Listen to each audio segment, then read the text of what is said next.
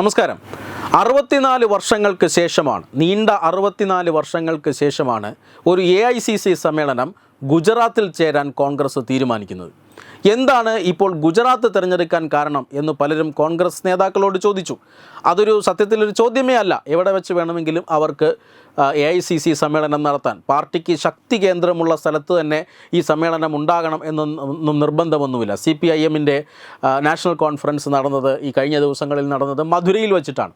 അവിടെ CPM-ൻ്റെ ഉരുക്കുകോട്ടയാണെന്നൊന്നും പറയാനാവില്ല. അവിടെ MP-മാരോ MLA-മാരോ ഒക്കെ ഉണ്ടാകാം. അത് പക്ഷേ ഈ DMK-യുടെയും മറ്റ് പ്രാദേശിക പാർട്ടികളുടെയും ഒക്കെ ശക്തി കൊണ്ട് കിട്ടുന്നതാണ്.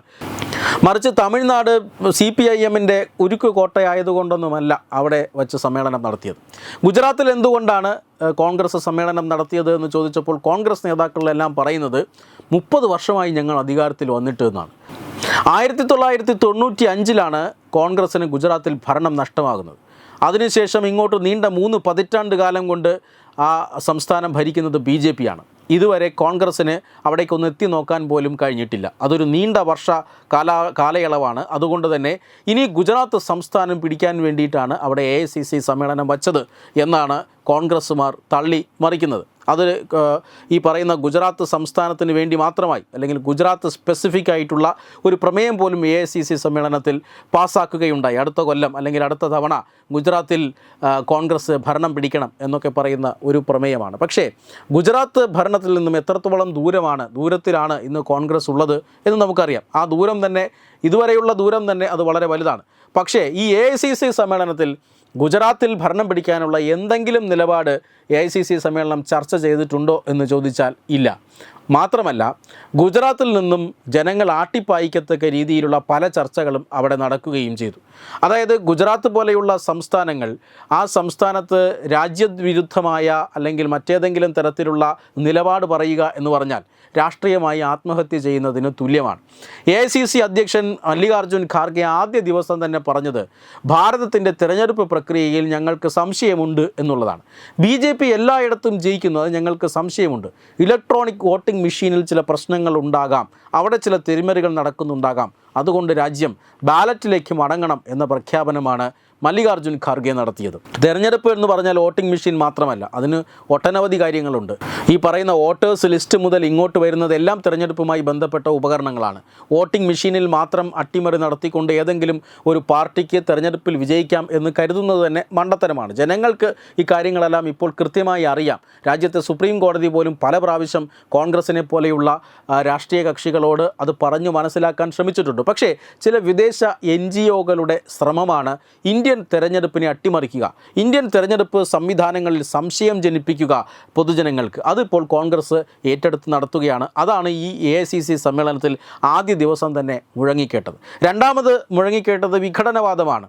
അതായത് മഹാത്മാഗാന്ധി ഈസ്റ്റ് ഇന്ത്യ കമ്പനിയോടാണ് യുദ്ധം ചെയ്തതെങ്കിൽ ഞങ്ങളുടെ രാഹുൽ ഗാന്ധി ഇപ്പോൾ യുദ്ധം ചെയ്യുന്നത് വെസ്റ്റ് ഇന്ത്യയോടാണ് എന്നാണ് ഒരു കോൺഗ്രസ് നേതാവ് അവിടെ പ്രസംഗിച്ചത്. BV ശ്രീനിവാസ് എന്ന് പറയുന്ന ഒരു കോൺഗ്രസ് നേതാവാണ് അവിടെ ഇത്തരത്തിലൊരു പ്രസ്താവന നടത്തിയത്. ഈ യോഗത്തിൽ വളരെ പ്രസിദ്ധമായ, അല്ലെങ്കിൽ രാജ്യം തന്നെ ശ്രദ്ധിക്കുന്ന ഒരു ദേശീയ പാർട്ടിയാണ് ഇന്ത്യൻ നാഷണൽ കോൺഗ്രസ്. ആ ഇന്ത്യൻ നാഷണൽ കോൺഗ്രസിൻ്റെ ദേശീയ സമ്മേളനം എന്ന് പറയുമ്പോൾ എല്ലാ മാധ്യമങ്ങളും ശ്രദ്ധിക്കുന്നതാണ്, രാജ്യം തന്നെ ശ്രദ്ധിക്കുന്ന ഒരു സമ്മേളനമാണ്. അവിടെ വന്നിട്ടാണ് ഈ അസംബന്ധം പറയുന്നത്. എന്തിനാണ് രാഹുൽ ഗാന്ധി വെസ്റ്റ് ഇന്ത്യയോട് യുദ്ധം ചെയ്യുന്നത് എന്ന് നാട്ടുകാർക്ക് പിടികിട്ടിയിട്ടില്ല. കാരണം ഗുജറാത്തും മഹാരാഷ്ട്രയും ഒക്കെ ഉൾപ്പെടുന്ന ഒരു പ്രദേശമാണ് വെസ്റ്റ് ഇന്ത്യ.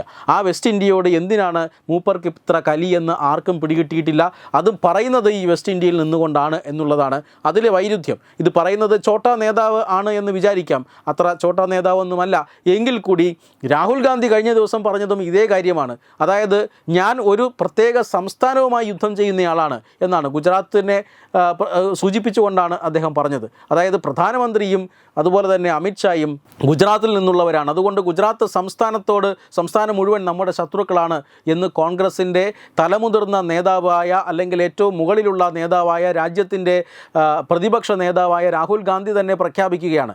ഏതാനും മാസങ്ങൾക്ക് മുമ്പാണ് രാഹുൽ ഗാന്ധി ഗുജറാത്ത് സന്ദർശിച്ചപ്പോൾ അവിടെയുള്ള നേതാക്കന്മാരെല്ലാം രാത്രി BJP-യും പകൽ കോൺഗ്രസുമാണ് എന്ന് പറഞ്ഞുകൊണ്ട് അവിടുത്തെ സംസ്ഥാന ഘടകത്തെ ഒന്നാകെ അധിക്ഷേപിച്ചുകൊണ്ട് മുന്നോട്ട് പോയത്. അതുകൊണ്ട് തന്നെ AICC സമ്മേളനം ഭരണമെന്ന് കേൾക്കുമ്പോൾ രാജ്യത്തിൻ്റെ ഭാവി ഭാഗധേയം നിർണ്ണയിക്കാവുന്ന തരത്തിൽ ഒരു നയം രൂപപ്പെടുത്തുന്ന, അല്ലെങ്കിൽ ശക്തമായ നിലപാട് പറയുന്ന, അല്ലെങ്കിൽ ശക്തമായ രാഷ്ട്രീയം പറയുന്ന ഒരു വേദിയാകുമെന്നാണ് എല്ലാവരും വിചാരിച്ചത്. പക്ഷേ മണ്ടത്തരവും വിഘടനവാദവും എഴുന്നള്ളിക്കുന്ന ഒരു വേദിയായി AICC സമ്മേളനം മാറി എന്നുള്ളതാണ് ഏറ്റവും പ്രധാനപ്പെട്ട കാര്യം. 64 വർഷങ്ങൾക്ക് ശേഷം ഗുജറാത്ത് എന്ന സംസ്ഥാനത്ത് AICC സമ്മേളനം നടക്കുമ്പോൾ തീർച്ചയായും ഇതിലപ്പുറം ജനങ്ങൾ പ്രതീക്ഷിച്ചതാണ്. പക്ഷേ അവർ നിരാശരായി. മാത്രമല്ല, ഇനി ഈ നൂറ്റാണ്ടിലെങ്ങും ഗുജറാത്തിൽ ഭരണം പിടിക്കാൻ കോൺഗ്രസ്സിന് സാധിക്കുമെന്ന് തോന്നുന്നുമില്ല. ആ രീതിയിലുള്ള പ്രഖ്യാപനങ്ങളും പ്രവർത്തനങ്ങളും പ്രസ്താവനകളുമാണ് ഗുജറാത്തിൽ പോയി ഈ കോൺഗ്രസ്സുകാരെല്ലാം കൂടി കാട്ടിക്കൂട്ടിയത്. Web desk Thathwamayi news.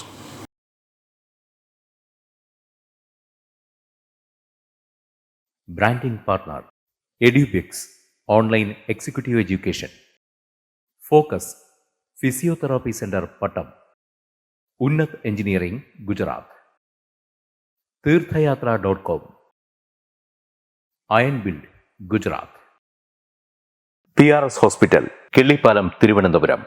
5 തലമുറകളായി നിങ്ങൾക്കൊപ്പം. തുമ്പമൺ ശ്രീ വടക്കുംനാഥൻ ക്ഷേത്രം, അമ്പലക്കടവ്, പത്തനംതിട്ട. ശ്രീമദ് സ്കന്ദപുരാണ മഹാസത്രം 2025 മെയ് 11 മുതൽ 18 വരെ. ബ്രഹ്മശ്രീ മുംബൈ ചന്ദ്രശേഖര ശർമ്മയുടെ മുഖ്യ കാർമ്മികത്വത്തിൽ മഹാഗണപതി ഹോമം, സ്കന്ദപുരാണ പാരായണം, മഹത് പ്രഭാഷണങ്ങൾ, പൂജഹോമാദികൾ, കലാസാംസ്കാരിക പരിപാടികൾ. സത്രയജ്ഞ കർമ്മങ്ങളിലേക്ക് എല്ലാ ഭക്തജനങ്ങളുടെയും സാന്നിധ്യവും സഹകരണവും സാദരം അഭ്യർത്ഥിക്കുന്നു. മഹാസത്രവേദിയിൽ മെയ് 18 പഴനി അരുൾമിക ദണ്ഡായുധപാണി സ്വാമി ദേവസ്ഥാന അർച്ചക സ്ഥാനികർ ശ്രീസെൽവ സുബ്രഹ്മണ്യ ശിവശാരിയാരുടെ മുഖ്യ കാർമ്മികത്വത്തിൽ നടക്കുന്ന അതിശ്രേഷ്ഠവും സർവൈശ്വര്യദായകവുമായ സ്കന്ദഹോമം. സ്കന്ദമഹാപുരാണ സത്രത്തിന്റെ ആദിമധ്യാന്തമുള്ള സമ്പൂർണ്ണ തത്സമയ കാഴ്ച തത്വമയി നെറ്റ്വർക്കിൽ.